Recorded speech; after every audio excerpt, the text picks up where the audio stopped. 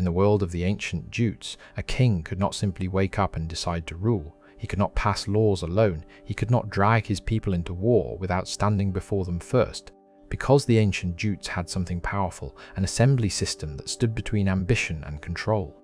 This is not a story about dusty history. This is a story about power and how the Germanic Jutes assembly system prevented kings from taking over in a time when most rulers across the world were trying to do exactly that.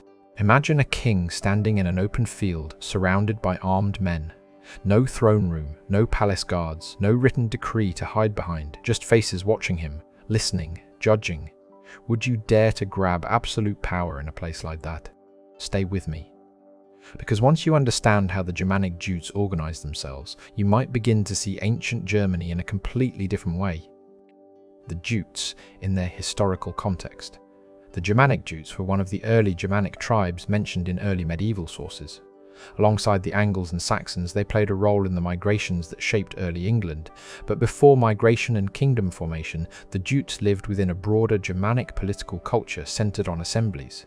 These assemblies were not symbolic rituals, they were functioning political institutions. The Jutes operated within this wider Germanic assembly tradition, a system that shaped leadership rather than submitting to it. The world of the Germanic Jutes. The Germanic Jutes lived in the northern regions of ancient Germany and Jutland, in what is today Denmark and parts of northern Europe. Their world was not built of stone cities like Rome. It was forests, coastlines, cold winds, and timber halls. Life was hard. Survival depended on loyalty, courage, and unity. They were one of the early Germanic tribes mentioned by Roman writers such as Tacitus. Later traditions connect them to migrations into Britain during the early medieval period, but long before they crossed the sea, they had already built a political culture that was surprisingly balanced. The Germanic Jutes did have kings, but their kings were not emperors. They were leaders among free warriors, and that difference changes everything. What was the Germanic Jutes assembly? At the heart of Jutish society was the assembly, a public gathering of free men. In the wider Germanic world, this was often called the Thing. For the Germanic Jutes, the assembly was where decisions were made, disputes were settled, and leaders were recognized. This was not a symbolic meeting, it was real power. When the assembly gathered, warriors stood armed. Important matters were spoken aloud, proposals were presented publicly. Approval was shown by the clashing of weapons. Disapproval was clear and visible. There were no secret votes, no private negotiations behind palace walls. Everything happened in front of everyone.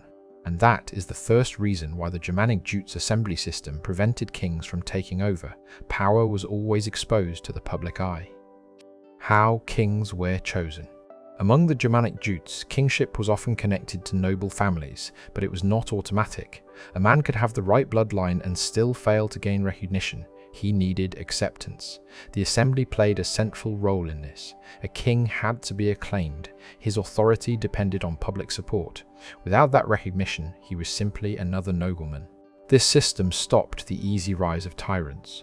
A king could not claim power by birth alone. He needed approval from free warriors who valued strength, fairness, and honor. If he failed to meet expectations, he could lose influence.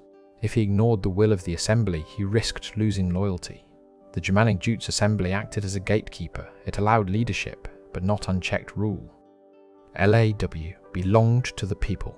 One of the strongest barriers against tyranny in ancient Germany was custom. The Germanic Jutes did not rely on written law codes in the early period. Their laws lived in memory, tradition, and repeated practice. Disputes were brought before the assembly. Compensation for injury was decided according to accepted custom. Justice was not invented by the king on the spot.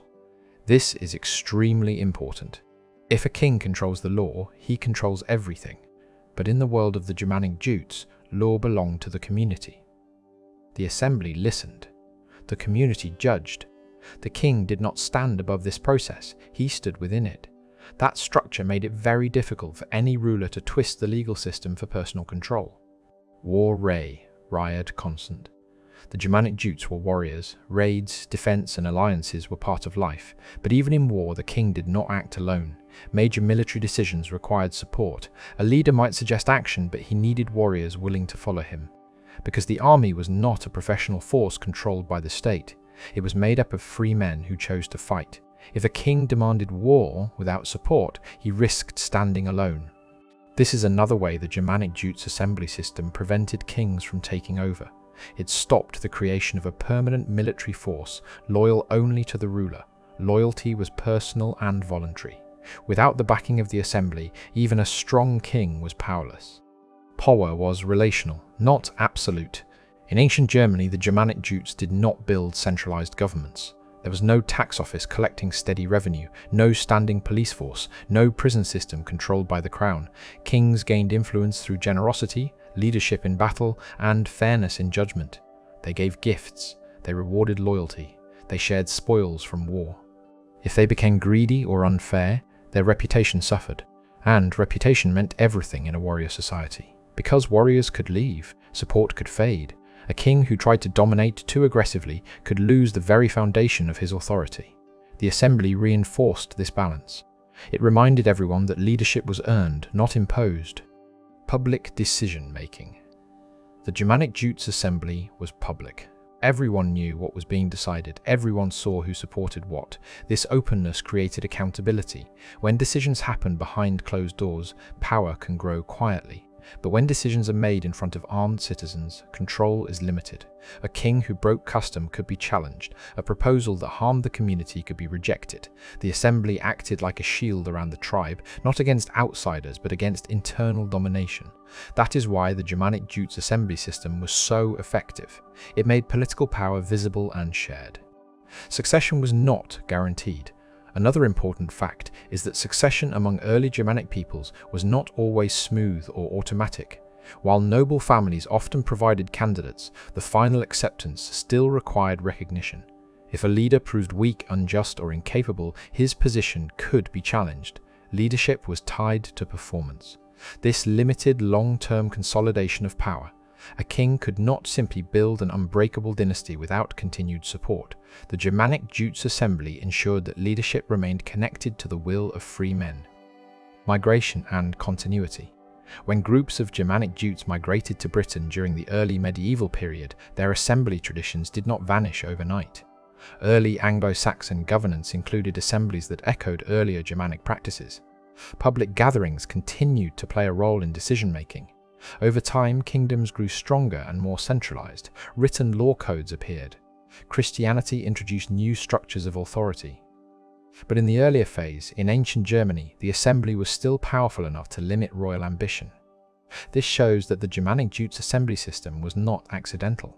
It was deeply rooted in their culture. Why this system mattered? The Germanic Jutes were not weak, they were not disorganized, they were capable of migration, warfare, and settlement. Yet they built a system where no single individual could easily dominate the rest. That balance created stability. It prevented sudden concentration of power. It allowed collective decision-making in critical moments. It was not modern democracy. It excluded many members of society. But within its limits, it functioned as a powerful check on kingship. The Germanic Jutes assembly system prevented kings from taking over by keeping authority inside a circle of accountability. The slow shift of power. As centuries passed, changes came. Land ownership became more structured. Christianity strengthened hierarchical authority. Written laws gave kings new tools. Gradually, royal power increased in many Germanic kingdoms. But that shift was not immediate, it took time. In the earlier period, during the height of the ancient Germanic Jutes, assemblies remained central. Kings ruled with consent, not absolute control. Understanding this early phase helps us see that centralized monarchy was not inevitable. It developed slowly, replacing older traditions. The ancient Jutes did not build empires of marble. They did not leave behind grand monuments. What they built was less visible, but deeply powerful. They built an assembly system that kept their leaders in check. The Germanic Jutes assembly system prevented kings from taking over by surrounding power with expectation, custom, and public voice. A king stood in the center, but he stood inside a circle of equals. He led, but he did not own. He proposed, but he did not command without consent. In a time when many civilizations moved towards stronger centralized rulers, the Germanic Jutes maintained a balance between leadership and community, and that balance shaped their society in ways we are still discovering today. So now I want to ask you something. Do you think the Germanic Jutes assembly system truly protected their freedom, or was it only a temporary barrier against the rise of stronger kings? If you were standing in that open field in ancient Germany, spear in hand, would you trust the assembly more than a throne? Share your thoughts below. Let the discussion continue. And if exploring the forgotten systems of ancient Germanic tribes speaks to you, if you're curious about how power was shaped, limited, and tested long before modern states, then you already know this is only the beginning, and there is much more to uncover.